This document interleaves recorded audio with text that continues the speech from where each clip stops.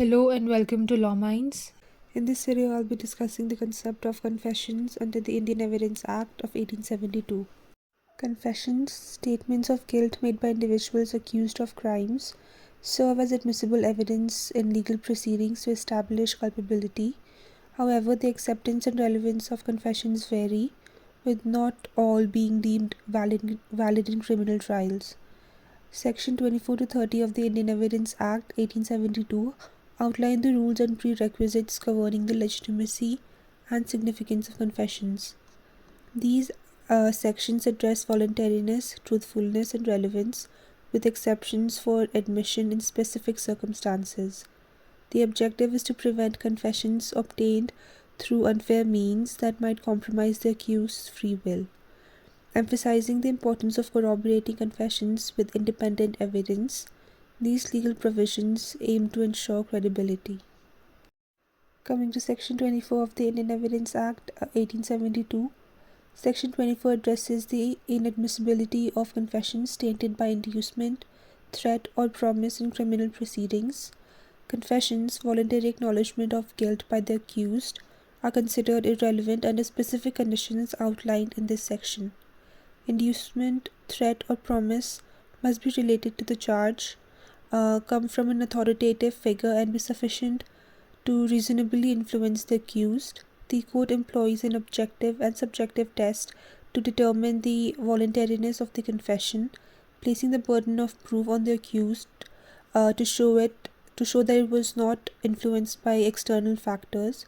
The primary objective of Section 24 is to ensure authentic confessions, free from unfair means, safeguarding the accused's rights, and aligning the constitutional values of human dignity, liberty, and equality enshrined in Article 14, 19, and 21 of the Indian Constitution. This section upholds principles of natural justice and fair trial, emphasizing the importance of maintaining integrity in the legal process. Section 25 of the Indian Evidence Act addresses the admissibility of confessions in criminal proceedings, specifically prohibiting the use of confessions made to a police officer as evidence against an accused person.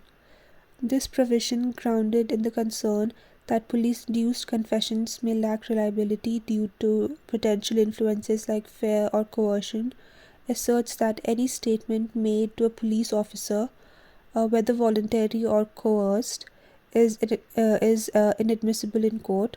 The purpose of this rule is to prevent potential abuses of power by law enforcement and safeguard the rights of the accused person. The law recognizes that confessions are not sole or most reliable proof of guilt, emphasizing the need for impartial investigations and corroborating evidence.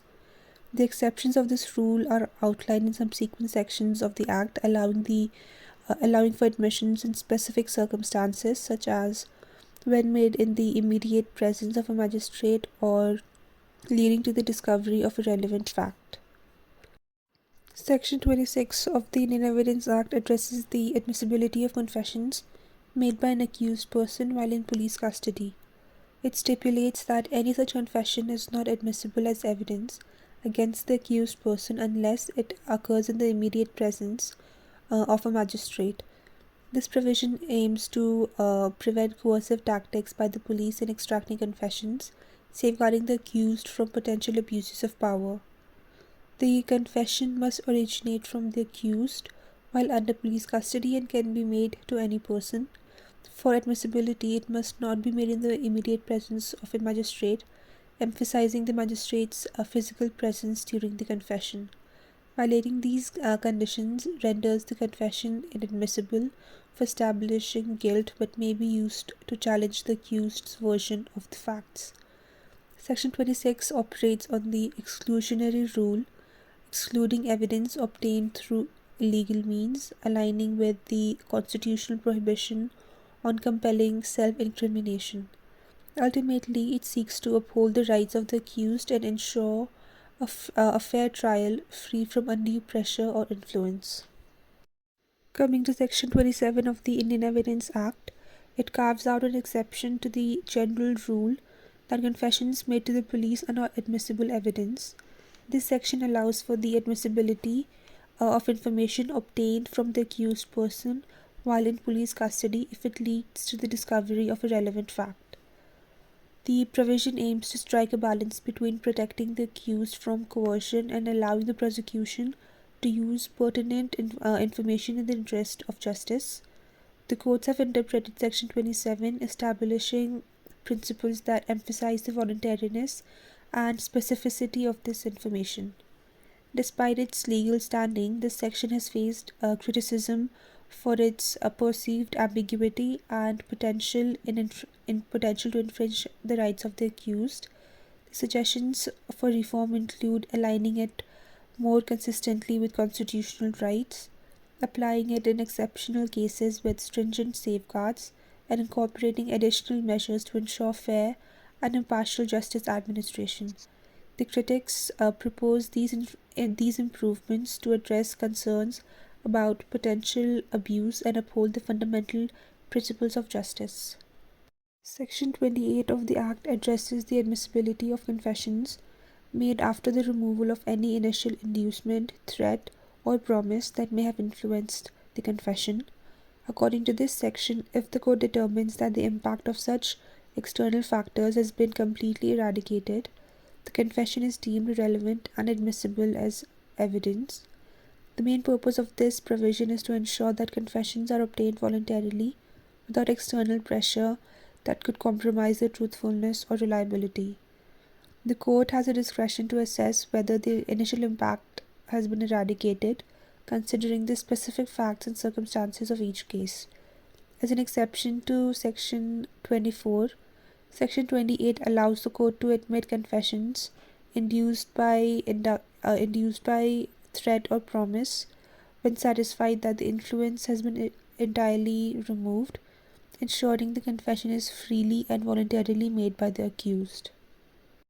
Section 29 of the Evidence Act addresses the admissibility of confessions obtained under specific circumstances that might impact their validity.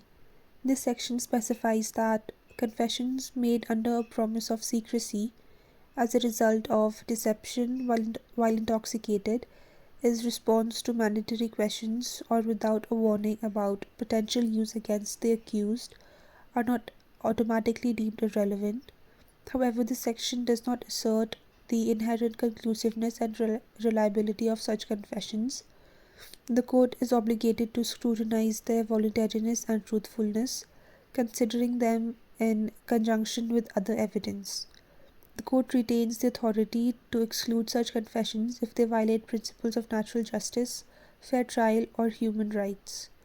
The underlying rationale is that the relevance of a confession is tied to its connection with the fact in issue, irrespective of the manner of acquisition. Section 29 acknowledges the possibility of truthful confessions under external influences, granting the court discretion to assess their value and impact. Section 30 of the Indian Evidence Act addresses the treatment of a proven confession that implicates both the confessor and others jointly tried for the same offense. In cases where multiple individuals are collectively facing trial and one confesses, the court may consider such a confession against all parties. However, it is essential to emphasize that the confession is not conclusive proof and must be supported by additional evidence. This section operates on the principle that an individual admitting guilt is unlikely to falsely implicate others in the same crime. Nonetheless, the court must exercise caution, recognizing the potential influence of factors like inducement, threat, promise, coercion, or repentance on the confession. To substantiate the confession and establish guilt beyond reasonable doubt, the court must seek independent and reliable evidence. The confession must meet legal requirements, adhere to admissibility standards, and implicate both the confessor and the other co-accused individuals clearly in line with the case's facts and circumstances. The court retains discretion in weighing the confession, considering other evidence, and evaluating the defense presented by co-accused individuals. Section 30 applies exclusively to jointly tried parties for the same offence and has specific conditions including no application post commencement of the trial or after the confessor's retraction. In conclusion, Sections 24 to 30 of the Indian Evidence Act 1872 collectively establish a comprehensive framework regulating the admissibility of confessions in criminal proceedings. Emphasizing the importance of voluntary confessions and the need for corroborating evidence, these sections aim to safeguard individuals who have been accused from undue influence or coercion. The overarching objective of this Act is to ensure a fair and legal process, preventing the abuse of power and upholding constitutional values like dignity, liberty, and equality. While ongoing discussions surround these provisions, it is important for legal practitioners, scholars, and policymakers to engage in continuous dialogue, adapting and refining the law in response to evolving societal expectations and legal standards. Navigating the intricacies of confessions under this Act requires a steadfast commitment to justice, fairness, and the protection of fundamental rights. A nuanced understanding of these actions contributes to a legal system that pursues truth while maintaining principles of equity and justice. This will be it for the video. Thank you.